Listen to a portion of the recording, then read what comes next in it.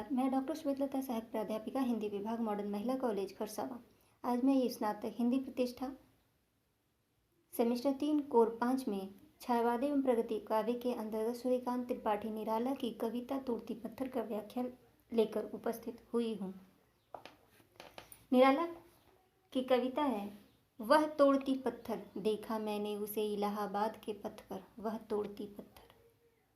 कोई न छायादार पेड़, वह जिसके तले बैठी हुई स्वीकार, श्याम तन भर बंधा यौवन, नत नयन प्रिय कर्म रत मन, गुरु हथौड़ा हाथ करती बार बार प्रहार, सामने तरुमालिका अट्टालिका प्रकार।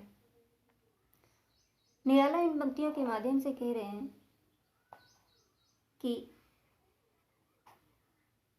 एक मजदूरिन अपनी व्यवस्था का वर्णन कर रहे हैं।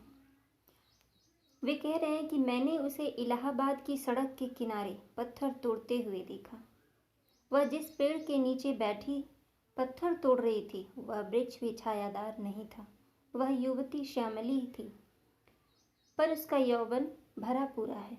उसकी आंखों में कामना की रश्मियां नहीं है, पर वह तो आंखें नीचे करके अपने मन को काम में लगाए हुए है, यानी तन और मन से वह अपने कर्म में तल्लीन है। उसके हाथों में बड़ा सा हथौड़ा है, जिससे वह पत्थर पर बार बार प्रहार कर रही है। उसके ठीक सामने तरिमालिकाओं में ढकी हुई अट्टालिका है। कवि ने यह सामाजिक विषमता का यथार्थ चित्रण किया है। आगे कह रहे हैं, चढ़ रही थी धूप गर्मियों के दिन, दीवा का तमतमाता रूप, उठी झुलसाती हुई लू, रुई ज्यों जलती हुई भू, गर्द चिनगी छा गई, प्रायः हुई दोपहर, वह तोड़ती पत्थर। इन पंक्तियों में निराला ने परिवेश का चित्रण किया है। उन्होंने कहा है कि धूप चढ़ रही थी, गर्मी के दिन थे, वह भी दिन मानो अपना तमतमाता चेहरा प्रकट कर रहा था। उस समय झुलसा देने वाली लू उठ रही थी, धरती रुई की तरह जल रही थी, गर्द गुब्बार तो चिनगी की तरह छा रहे थे। उस दोपहर में वह युवती पत्थर तोड़ रही थी। निराला उसे देख रहे थे। ठीक उसी समय उसने भी निराला को एक बार देखा और पुनः अपनी छिन्न नज़र सामने की अट्टालिका पर डाल दी, जो तरुमालिका से सजी हुई थी। यहाँ निराला ने सामाजिक विषमता को दर्शाने का प्रयास किया है।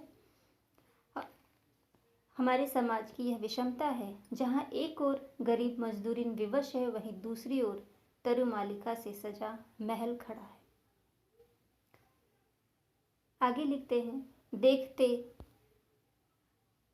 देखा मुझे तो एक बार, उस भवन की ओर देखा छिन्नतार, देख कर कोई नहीं, देखा मुझे उस दृष्टि से जो मार खा रोई नहीं। आगे कहते हैं, निराला को वो इस तरह देख रही थी मानो वे उसका कोई नहीं हो। पुनः ऐसा लगा मानो मार खाकर वह रो भी नहीं पाई हो। उन्होंने कहा है, बात भी सही है। सामने महल और लू लपट के बीच पत्थर तोड़ती युवती जिस तरह समाज को बदल देने का दम भरने वाला कवि, ऐसे में बेचारी युवती क्या करे। उसके भीतर से जो आवाज आई, उसे सहृदय कवि निराला भी नहीं सुन सकते। इसलिए निराला उसकी विवशता की वीणा पर की झनकार सुनी। फिर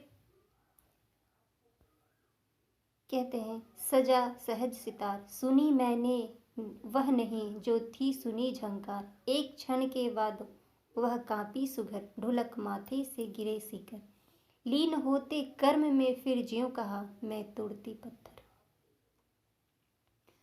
वह फिर इन पंक्तियों के माध्यम से कवि ने आगे कहा कि वह युवती कांप गई, उसके माथे पर का पसीना बूंदों में बदलकर ढलक गया। इसके बाद वह अपने कर्म में लीन होते हुए मानो कहा कि वह तो पत्थर तोड़ रही है। यहाँ पत्थर तोड़ने से तात्पर्य है वह विपत्तियों का पत्थर, जिसे बार बार वह तोड़ने का प्रयास कर रही है। सामान्यतः लोग पत्थर को ढेले तोड़ने जैसा अर्थ लगाते हैं। इन पंक्तियों में संवेदना का जो दबाव बना हुआ है वह जो मार खारोही नहीं, बहुत ही व्यंजनापूर्ण और मर्म स्पर्शी पंक्ति है। इसमें उस श्रमिक महिला का मर्मस्पर्शी चित्रण उपस्थित किया गया है। धन्यवाद।